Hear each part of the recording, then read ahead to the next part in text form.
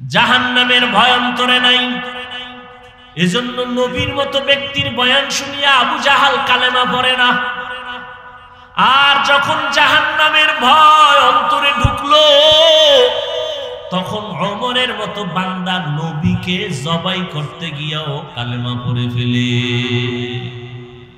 আল্লাহর ভয় অন্তরে জমা করার মানে জাহান্নামের আযাবের ভয়। আল্লাহর ভয় অন্তরে জমা করো। আল্লাহ ওয়ালাদের নেক নজর। লিকুল্লি শাইইন মা'দিনুন মা'দিনুত তাকওয়া কুলুবুল আরিফিন। প্রত্যেকটা ভালো জিনিসের একটা গোডাউন আছে, তাকওয়া অর্জন করার গোডাউন হলো আল্লাহ ওয়ালা যারা ওলিয়া উলিয়া আহলুল্লাহ উলামায়ে আহলে হক যারা, এদের অন্তর হলো তাকওয়ার গোডাউন।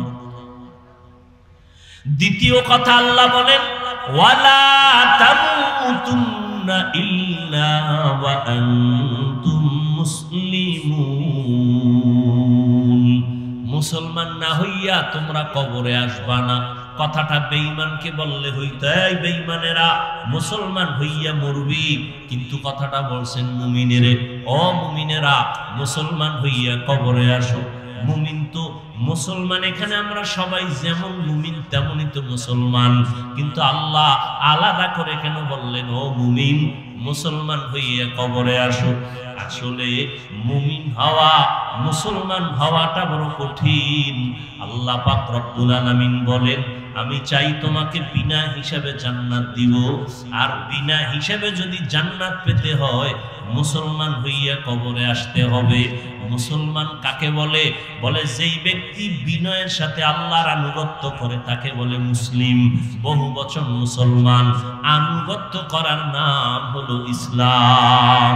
বিনয়ের সাথে আনুগত্য করবে অর্থাৎ ওই বান্দার আমলনামায় কোনো গুনাহ থাকবে না। পবিত্র অন্তর যার থাকবে সে বিনয় হিসেবে জান্নাতি। বলে পবিত্র অন্তর কেমনে তৈরি করবা? তো গুনাহ তো জীবনে হয়ে গেল, আর ছিলাম দুনিয়াতে বড় পবিত্র। আল্লাহর নবী বলেন সব সন্তানেরা পবিত্র আত্মা নিয়ে জমিনে আসে। এই সন্তান আস্তে আস্তে গুনার কারণে তার আত্মা অপবিত্র হয়। গুনার কারণে হাত না পাক, গুনার কারণে জবানটা না পাক, গুনার কারণে চোখ না পাক, গুনার কারণে আমার অন্তর না পাক। এই গুনার থেকে বাঁচিয়া বান্দা অন্তরকে পরিশুদ্ধ করো। সামনের জীবনে আরো গুনাহ হতে পারে, সেখান থেকেও বাঁচো। পেছনে যা হইয়াই গেল, এখান থেকে বাঁচার একমাত্র ব্যবস্থা হলো তওবা, ইস্তেগফার। ইস্তেগফার করলে আল্লাহর নবী বলেন তার আমলনামায় গুনাহ থাকতে পারে না। ইস্তেগফার ও তওবা করো, সামনের জীবনে যেন কোনো গুনাহ না হয়। সেই ক্ষেত্রে তোমার অন্তরে লাগবে আল্লাহর ভয়, তাকওয়া। তাকওয়া যদি অন্তরে জমা করতে পারো তাহলে তুমি গুনাহ থেকে বাঁচবা। তাকওয়া জমা করার জন্য লাগবে খাঁটি আল্লাহওয়ালাদের নেক নজর। বলে কতক্ষণ? বলে গুনাহ থেকে মুক্ত হতে পারবা না যতক্ষণ। এজন্য আল্লাহওয়ালাদের নেক নজর লাগলেই বান্দার পরিবর্তন শুরু হয়ে যায়। কারণ আল্লাহ তাদের স্পেশাল পাওয়ার দান করেন, যেই পাওয়ারটা সাধারণ মানুষকে আল্লাহ দান করেন না। এই জন্য উলামায়ে কেরামের সোহবতে, খাঁটি আল্লাহওয়ালাদের সোহবতে গিয়া দেখা যায় কত বেনামাজি নামাজি, কত বেপরদাওয়ালা পর্দা করে, জীবনে আল্লাহকে চিনত না, এখন আল্লাহকে চিনে। নামাজ পড়ে, আজানটা হলেই মসজিদে দৌড়ায় যায়। আল্লাহর কোরআন তেলাওয়াতের জন্য বান্দা পাগল, নিজেও তেলাওয়াত করে, সন্তানটাকেও তেলাওয়াত করার জন্য প্রচেষ্টা চালায়, নিজেও পর্দা করে, স্ত্রীকেও পর্দায় রাখার জন্য পাগল হয়ে যায়। একমাত্র উলামায়ে আহলে হকের সোহবতের কারণেই। আল্লাহ এজন্য অন্য আয়াতে বলেন ইয়া আইয়ুহাল্লাযীনা আমানুত্তাকুল্লাহ ওয়া কুনু মা'আস সাদিকিন। আল্লাহকে ভয় করো, আল্লাহর প্রিয় বান্দা যারা তাদের বন্ধু হয়ে থাকো। এরে নবীর আশিক উম্মতের দল, ও যুবক আজকে তাকায়া দেখো তোমার মতো কত যুবক স্কুলে পড়ে, কলেজে পড়ে, চাকরি করে, ব্যবসা করে, 5 ওয়াক্ত নামাজ পড়ে আছে না নাই? জীবনে মাদ্রাসায় পড়ে নাই, এরপরও নামাজ ছাড়ে না। বিষয়টা কি? কলেজে গিয়ে কি নামাজের প্রশিক্ষণ দিছে? কয় না। স্কুলে কি নামাজের ট্রেনিং হয়? কয় হয় না। তো নামাজ পড়ে কেন? বলে এর সাথে কোরআনওয়ালার সম্পর্ক আছে, উলামায়ে আহলে হকের সম্পর্ক আছে, দাওয়াত ও তাবলীগের সম্পর্ক আছে। এই জন্য ছেলেটা কলেজে পড়িয়াও নামাজ ছাড়ে না, স্কুলে পড়িয়াও নামাজ ছাড়ে না। ও যুবক, মনটাকে বুঝাও। ড্রাইভারি করে রাস্তায় গাড়ি চালায় যুবক, আজান হলে নামাজে দাঁড়ায় যায়। নিজের একটু বুঝাও, তুমি কেন পারবা না? তোমার মতো যুবক সন্তান মাছ ধরে, কৃষি কাজ করে, শ্রমিকের কাজ করে, চাকরি করে, ব্যবসা করে, নামাজ ছাড়ে না, তুমি কেন পারবা না? আল্লাহর কাছে তওবা করো। হতভাগার পক্ষে বুঝি চলে গেলা, এখনো সময় আছে, তওবা করে নাও। পেছনের গুনাহ থেকে ইস্তেগফার পড়ো, আল্লাহকে বলো, হে মালিক, জীবনে তো শয়তানের ধোঁকায় পড়ে, নফসের ধোঁকায় গুনাহ করেছি, কত নামাজ ছাড়লাম, কত বেপরদায় চললাম। আজকে থেকে তৈরি হয়ে গেলাম, আর নামাজ ছাড়বো না, বেপরদায় চলবো না। মা বাবার দোয়া নিয়া, উলামায়ে কেরামের পরামর্শ নিয়া 5 ওয়াক্ত নামাজ পড়বো, আর কোনোদিন দাড়ির মধ্যে অস্ত্র লাগাইব না। আল্লাহর কাছে বান্দা যদি খাঁটি ভাবে বলতে পারে তওবার নিয়তে, আল্লাহর নবী বলেন, বান্দা হাজারো লাখো গুনাহ যদি করে, আল্লাহ মুহূর্তে মাফ করে দিবেন। জানি না কার অন্তর নরম হবে, তওবার দরজায় ফিরে আসবে। যাদের কপাল ভালো, আল্লাহর কাছে যারা খাঁটি মনে তওবার নিয়ত করবে, আল্লাহ দরজা খুলে দিবেন। হেদায়েতের মালিক আল্লাহ। ও আল্লাহর বান্দারা, এখনো যদি অন্তর তৈরি হয়, তাকওয়া অন্তরে ঢুকাইয়া উলামায়ে কেরামের পরামর্শ নিয়ে চলবে, এমন নিয়তটা যদি অন্তরে করা যায়, মনে মনে আল্লাহকে বলেন, হে আল্লাহ, হায়াতের মালিক আপনি, ইজ্জতের মালিক আপনি, রিজিকের মালিক আপনি, আর জীবনে নামাজ ছাড়বো না, বেপরদায় চলবো না, আর দাড়ি কাটবো না। মা বাবার দোয়া নিয়া, উলামায়ে কেরামের পরামর্শ নিয়া আমরা নামাজ পড়বো, নবীর তরিকায় চলবো। আল্লাহ আমাদের খাঁটি তওবা করার তৌফিক দান করেন, আমিন। ইয়া আইয়ুহাল্লাযীনা আমানুত্তাকুল্লাহা হাক্কা তুকাতিহ ওয়া লা তামুতুন্না ইল্লা ওয়া আনতুম মুসলিমুন। আমি মাঝে মাঝে মিডিয়া একসময় পুরো বন্ধ করে দিছি, আবার এই 1 সপ্তাহ ধরে ভাবতেছি আবার সব বন্ধ করে দেব কিনা, চিন্তায় আছি, বড় টেনশনে আছি। আমার এটি দরকার না, ওরা যদি একটু কইরা উম্মতের ফায়দা হয়তো করে না, তো ওদের করতে গিয়ে যদি আলেমদের বদনাম হয়, তাহলে এই সুযোগটা আমরা হুঁশ থাকতে দিতে পারি না। আলেমের সম্মান যাতে ঠিক থাকে, সেই ক্ষেত্রে ওই কন্টেন্ট বানাইয়া কোনো বক্তব্য পেশ করা, জাতির সামনে বয়ান করি 1 ঘন্টা 1.5 ঘন্টা, পুরোটা না চাইরা 5 মিনিট, এগুলোর দ্বারা আলেমদের এ পর্যন্ত বেশি ভালো হয় না, ক্ষতি ছাড়া। এগুলো যদি দেখি আবার ওরা শুরু করে, তাই আমি বন্ধ করে দেব, দরকার নেই। সম্মান দেওয়ার মালিককে, ইজ্জতের মালিককে। এই জন্য চিন্তায় আছে, আবারও কি বন্ধ করবো কিনা। আমি বলে দিছি সবগুলোর যে পুরো বয়ান ছাড়ো, যে কোনো আলেমের বয়ান শুরু থেকে শেষ পর্যন্ত ছাড়ো। আরে বেটা, রিজিক দেওয়ার মালিক কে? তুই যদি কও আমার 5 লাখ টাকা কামাই করলে আমি শান্তিতে থাকতে পারবো, কোটিপতিরা সব শান্তিতে থাকতো না? একজনও শান্তিতে আছে না। শান্তি তো আল্লাহর হাতে, টাকার হাতে না। টাকার হাতে হইলে তো আমাদের যারা হুজুরেরা 5-10 হাজার টাকায় কাজ করে মাদ্রাসায়, এরা তো সব না খায় মরত। মূল শান্তি তো আল্লাহর কাছে। আল্লাহ শান্তি দিলে 5 টাকায়ও দিতে পারে না, আর শান্তি না থাকলে কোটি টাকায়ও থাকে না। এই জিনিসটা অন্তরে ঢুকাও। বয়ান শুনো না, বয়ে বয়ে আলেমদের বয়ান শুনো, নিজেও বয়ান শুনো, তওবা করো। খানা যে নিজের মধ্যে দাও, টাকাটা নিয়ে নিজের পেটে ঢুকাও, মাইয়া পোলারে খাওয়াবা, মায়েরে খাওয়াবা, হালাল করে খাওয়াও। কোন আলেমের বরদোয়া নিও না, খবরদার। বরদোয়া মোনাজাত দিয়ে করা লাগে না, দিল থেকে বরদোয়া চলে আসে। আর মানুষের বরদোয়া বড় মারাত্মক। এ আমার বয়ান সহ কোন ওলামায়ে কেরামের বয়ান কাট করে আলাদা আলাদা বয়ান করছি। আমি কোন একটা বিষয়ে কথা বলছি, সেখানে আমার সাথে এক মহিলার ছবি বা কোনো এমপির ছবি, এমপি মহিলা হোক বা কোনো লাইনে, এই ছবিটারে অ্যাড করে একসাথে দিয়া, এগুলো সারা, এগুলো কবিরা গুনাহ না? এটা সওয়াব না গুনাহ? কেন করো তোমরা এই গুনার কাজ? দেখো হালাল পথটাকে তোমাদের চালাকির কারণে হারাম হয়ে যাইতেছে।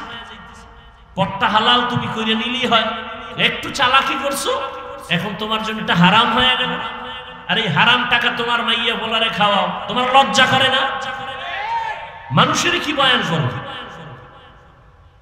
হালাল রাস্তাটাকে তুমি চালাকি করে হারাম বানাইতেছো। তোমার মধ্যে জাহান্নামের ভয় নাই, মরণের ভয় নাই। তুমি চিন্তা করবা যে আমি সব চিন্তা করে চিন্তা করতে বাদ দিয়ে দেবো, সব নামাজ ঠিক মতো পড়ে না। আমি তো একটা কিছু লাইন করছিলাম, হেডিও আমার কথা বলে না, সব বাদ দিয়ে নামাজ নেই, খালি ধান্দা ফিরে থাকো, নামাজ টামাজ না পড়লে জবকে দিলে। আল্লাহ একটা রাস্তা খুলে দিছে, রিজিকের মালিককে আল্লাহ রাস্তা খুলে দিছে, এটাকে আল্লাহর মহব্বত নিয়ে কাজ করো। এই রাস্তা তো আছে, তুমি কেন এটাকে বন্ধ করে তুমি মন মতো নামাজ নাই, মা বাবার খেদমত নাই, ওলামায়ে কেরামদের বরদোয়া নিয়ে চললে তো তোমার জিন্দেগি বরবাদ, তোমার ভবিষ্যৎ প্রজন্ম, সন্তান, তোমার পরিবার সব ধ্বংস করে গেল, তুমি একা। আল্লাহ হেদায়েত দান করুন।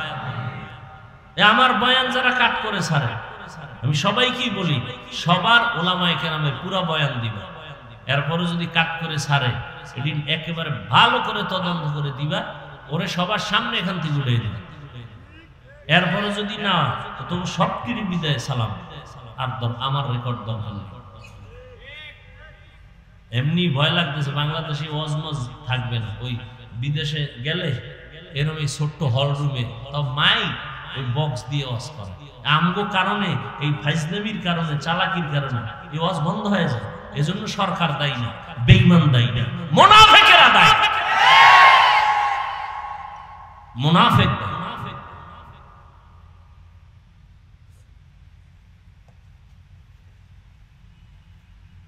করোনা গেছে, ওয়াজ বন্ধ হইছে, ওয়াজ করি নাই, আর ওলামায়ে কেরাম করে নাই, কাকে দোষ দিব? আমি এখানে ওয়াজ করবো, মানুষ দিনের কথা শুনবে, আমি উঠেই উল্টা পাল্টা শুরু করলাম, কোন নায়িকা কি করছে, কোন নায়ক কি করছে, এটা এখানে বলার জিনিস নেই। মানুষের কাছে মোবাইল আছে, কি হইতেছে না হইতেছে মানুষ দেখতেছে না। আমি বক্তা, মানুষ আসছে একটা ভক্তি নিয়ে। সেদিন এক জায়গায় গেছি, হুজুর অমুক বক্তা দাওয়াত দিয়ে আমাকে এলাকায় নিষেধ, ওর বয়ান তো খারাপ না, কয় না পাবলিক তো বড় কঠিন। কি হয়েছে? কয় স্টেজে ওঠার আগে গেছে বাথরুমে, ওযু না কইরা ওয়াজ শুরু করছে। যারা একটু মোটামুটি নামাজ, এরা কইছে জীবনে আর ওয়াজই হলো না। সাধারণ মানুষ কতটা ভক্তি করে আলেমকে, পজিটিভ নেন নেগেটিভ নেন, সাধারণ মানুষ আমাদেরকে কতটা মহব্বত করে। এই মহব্বতটা কি টাকা দিয়ে হয়? আল্লাহ অন্তরে ঢুকাইয়া দিয়েছেন কোরআনের বরকতে। উঠা নাইকে কি করছে, অমুকে কি করছে। আমার এখানে প্রত্যেক মাসের দ্বিতীয় শুক্রবার ইসলাহি ইজতেমা হয়, ওলামাদের জন্য আলাদা একটু সময় দেই। এই বিষয়গুলো আমি বলি, বয়ানকে আরো সংযোজন করা দরকার, সংযত হওয়া দরকার, মার্জিত ভাষায়। এখন আর কোনো গোয়েন্দা টোয়েন্দা লাগে না। সেদিন গেছি এক জায়গায় ওয়াজ করতেই দেবে না আমার ভিন্ন পার্টি, যারা আমাকে কাফের কইলে খুব খুশি। হ্যাঁ, পরে কইলাম ভাই কাফের টাফের বলা বাদ দাও, কিছুদিনের মধ্যে আমাদের সব আলেম এক স্টেজে চলে আসবে ইনশাআল্লাহ। আপনারা সাধারণ মানুষ কিলাকিলি করে লাভ কি? ওলামাদের মধ্যে দূরত্ব কিন্তু কমতেছে, খেয়াল করছেন কেউ? কোনো হুঁশই নেই। ওলামায়ে কেরামদের মাঝে দূরত্ব কমতেছে আগের তুলনায়। এরপর কোন আলেম এখন মন গড়া বয়ান করে কেউ ধরা লাগবে না, সার নাই, একটু উল্টা পাল্টা কইছি, পরের 2-3 দিন পর আবার লাইভে ভুল হয়ে গেছে। যুগটা কেমন যুগ দেখছেন? এখন আর কেউ ধরার দরকার নাই, নিজেই ধরা। অতএব সবাই এক হওয়ার চেষ্টা করেন। আজকে বাংলাদেশে মসজিদ বেশি না কম? মাদ্রাসা, তাবলিগ, আলেম ওলামা ছাত্র পীর মুরিদি বেশি, হাতে গোনা মাত্র কয়েকটা নাস্তিক। এরপর আমরা দুর্বল কেন? বিষয় কি? একমাত্র কারণ আমাদের ভেতরে একতাবদ্ধতা নাই। সাববেজির লড়াই চলে আমাদের অন্তরের ভেতরে। আল্লাহ লড়াইয়ের থেকে, হিংস্র আক্রমণ থেকে আল্লাহ আমাকে হেফাজত করেন, গোটা উলামায়ে কেরামদেরকে হেফাজত করেন। এক মঞ্চে, এক মনে, এক ধ্যানে, ইখলাসের সাথে দ্বীনের কাজ করার সবাইকে তৌফিক আল্লাহ দান করেন। ফেসবুক লে সারাদিন, আরে আলেমের কিছু বলবে সেটা ভিন্ন কথা। তুমি ক্লাস 8-এ পড়ো, না হয় মাদ্রাসায় তুমি কাফিয়া পড়ো, না হয় শারহে বেকায়া পড়ো। তোমার এইরকম দুঃসাহস কেমনে হলো যার একজন আলেমের বিরুদ্ধে ফেসবুকে লেখো? মা বাবার অভিশপ্ত সন্তান ছাড়া আলেমের বিরুদ্ধে ফেসবুকে লিখতে পারে না। মা বাবার অভিশপ্ত সন্তান, ওর উপরে মা বাবার বরদোয়া, মা বাবার অভিশাপ। এমন সন্তানেরাই আলেমদের বিরুদ্ধে লিখতে পারে, এছাড়া কেউ পারে না।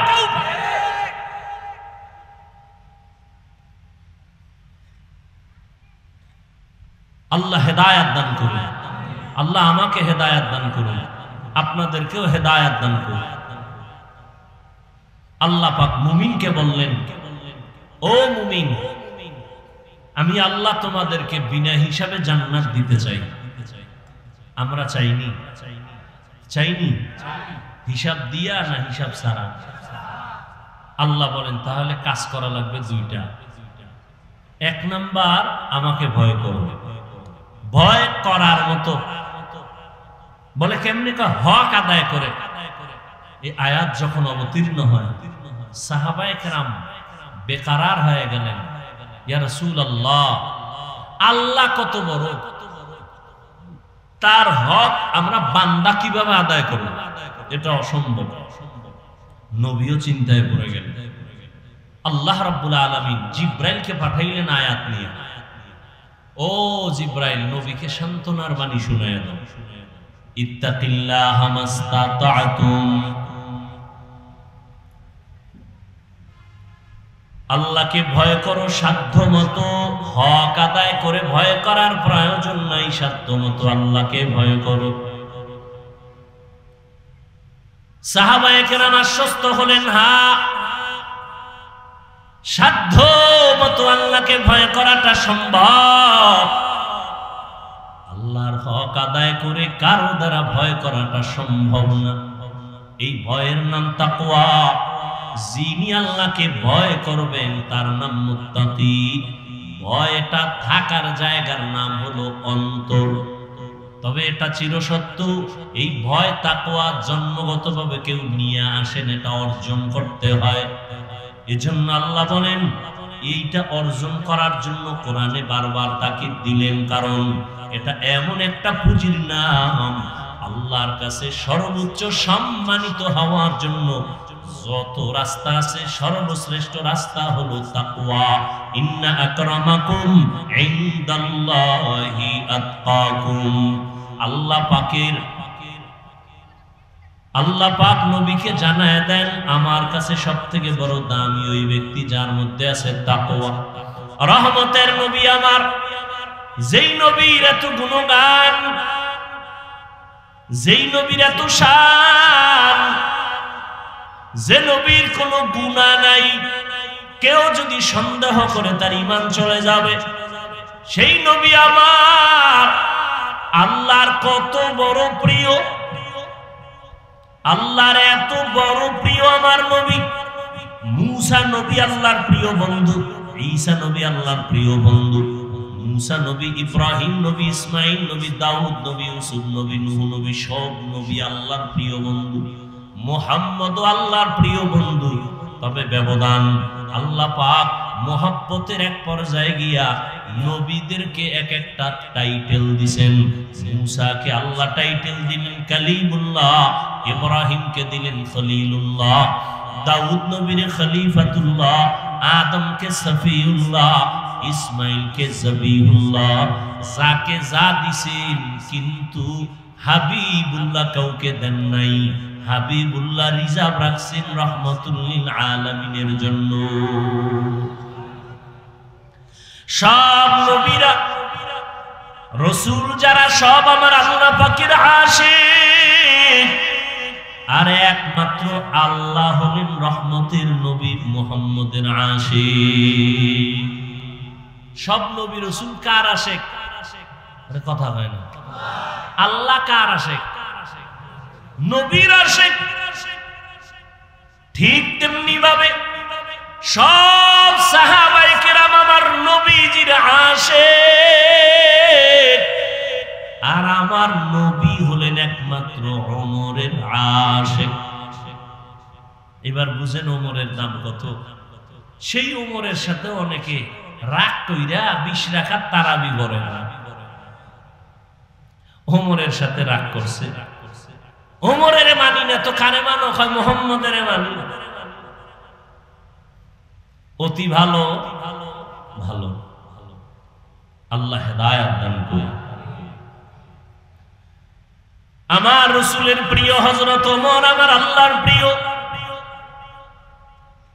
নবী, কোনো গুনাহ নাই। আল্লাহ কত বড় নবীর আশিক। সেই নবীকে আল্লাহ বলেন, ও নবী আপনিও তাকওয়া অর্জন করেন। ইয়া আইয়ুহান নাবিয়্যু তাকিল্লাহ ওয়া লা তুতি'ল কাফিরিনা ওয়াল মুনাফিকিন। ও নবী আপনি কাফের মুনাফিকের অনুসরণ করবেন না, আল্লাহর ভয় অন্তরে জমা করেন। আল্লাহ বলেন তাকওয়া অন্তরে জমা করো। এটা গর্ব থেকে নিয়ে আসো নাই, অন্যের থেকে অন্তরে ঢুকাইতে হবে। কার থেকে ঢুকাইবা? তাকওয়া অন্তরে ঢুকানোর ঠিকানা দুইটা, এক হলো রমজানের রোজা, আর একটা হলো খাঁটি আল্লাহর বান্দা যারা মুত্তাকি, তাদের কলব হলো তাকওয়ার গোডাউন। রমজানের রোজার মাধ্যমে অন্তরে তাকওয়া অর্জন করো।